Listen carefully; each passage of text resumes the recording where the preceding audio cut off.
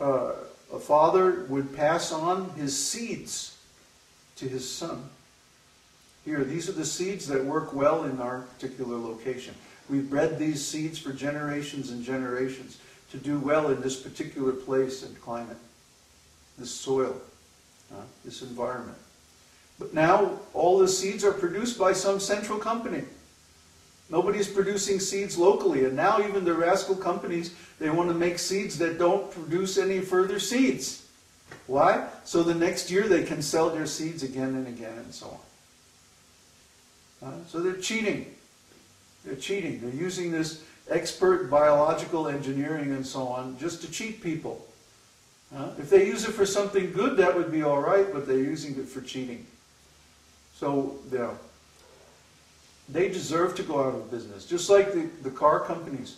The car companies in the U.S., they make such crappy quality automobiles that nobody wants to buy them. So all the sales go to the Japanese and Korean and Chinese companies. And now they're almost broke, so what do? They go to Washington, oh, please give us millions and billions of dollars so that we don't go bankrupt.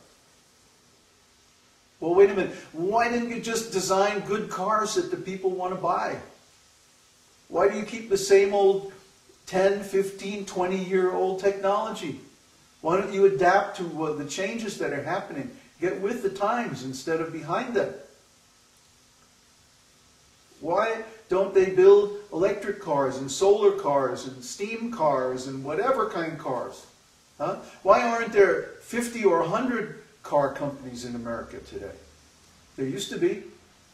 Guess what? In 1929, just before the big stock market crash, there were over 1,000 automobile companies in the U.S. Each one had their own technology, their own features, their own dealers, their own completely separate networks, like that. And that innovation is what created the American automobile of the 1930s and 40s, which was way ahead of anybody else's. But then, all those businesses, all those companies were consolidated by cheating business practices. They forced the small companies out of business or purchased them, bought them, merged with them, and formed these big companies. The problem with big companies is they cannot keep up with the changes. The changes now are accelerating. We've been saying this for years now, and it's actually happening. Before you thought we were just maybe trying to use scare tactics to fool everybody into hearing our teachings. But now you can see it on the news every day. The companies are failing. The banks are failing. Why? Because they're dishonest, they're cheating, and they're not keeping up with the changes. So, material knowledge is always subject to obsolescence because of change. But spiritual knowledge is never obsolete, because spiritual knowledge is eternal. We have said this over and over and over again. So please understand, everyone should be raising their own food.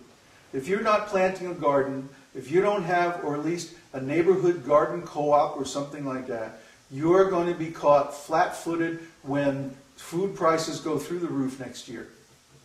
They're already predicting 100% inflation of food prices in the next year.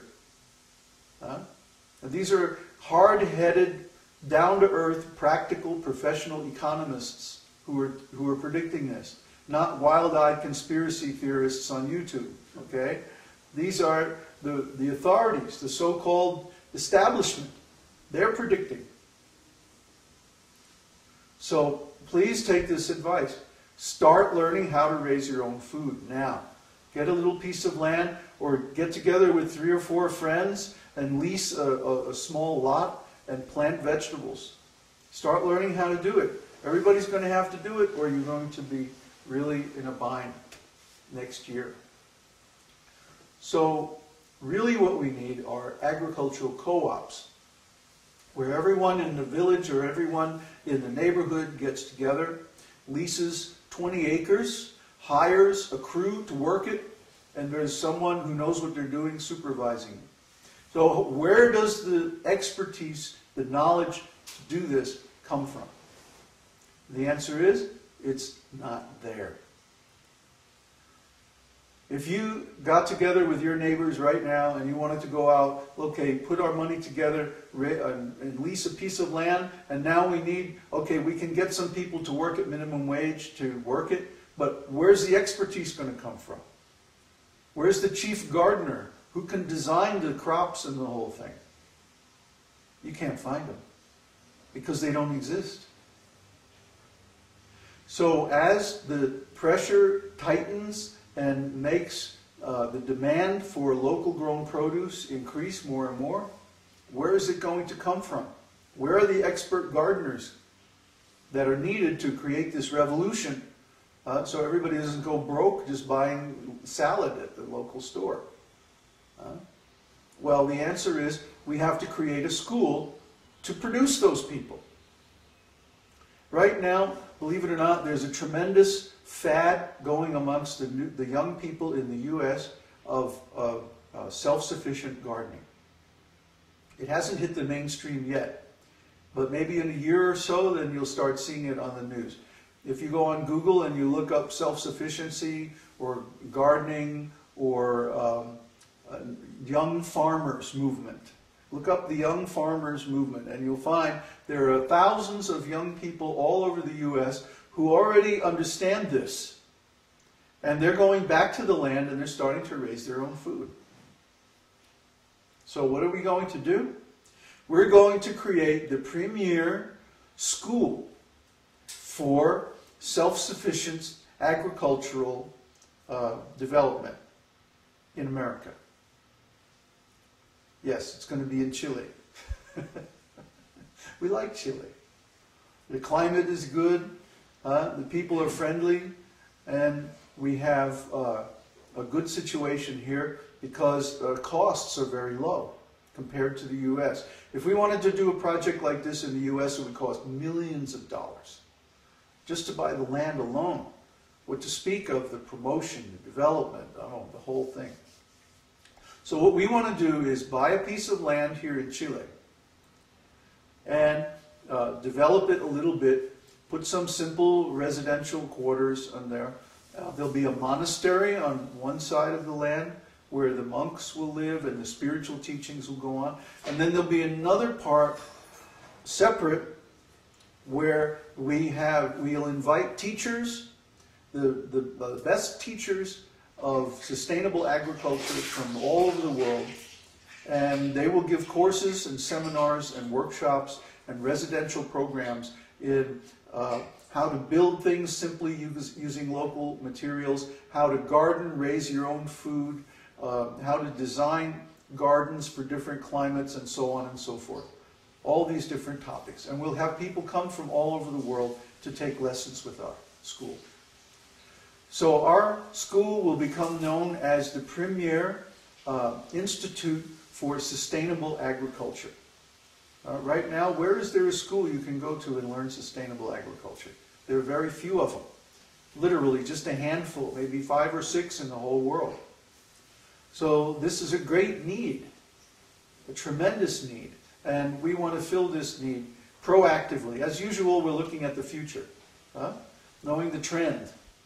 But in this case, the trend is very easy to spot. Now the question is, where is the money going to come from to buy the land and develop the whole scene? Well, that's simple too. You know, we've been working on stock trading. And without getting into too much detail, we have found a way, a method of trading stocks and futures actually, futures on the stock market, that is very, very profitable. And we're about to begin a trading program. Without getting into a lot of detail on it, we're basically using computers. Computers are very good at analyzing data and forecasting things. And so we've built a model that forecasts the way that the stock market is going to move. And basically it's based on the idea of reversals. Why do people lose money in the stock market? Because it goes up, and just as people say, oh, it's going up, let's buy into it, it goes down. And then it starts going down, down, down, and people say, oh boy, it's going to crash. Let's short the market. And then what happens? It goes up. This is not an accident, folks. I was reading an article the other day on the Chicago Board of Trade website. If you're not into the stocks and financial community, you probably never heard of the Chicago Board of Trade. But they are an official stock exchange, and they issue what are called E-mini contracts. And this is what we trade. We trade these E-mini contracts on the Dow. So I was reading this article, and here's an analyst saying, right on the Chicago Board of Trade website, the official website for the stock exchange that issues the securities that we're trading. And he says, the stock market is designed to fool small investors into losing their money. He says it.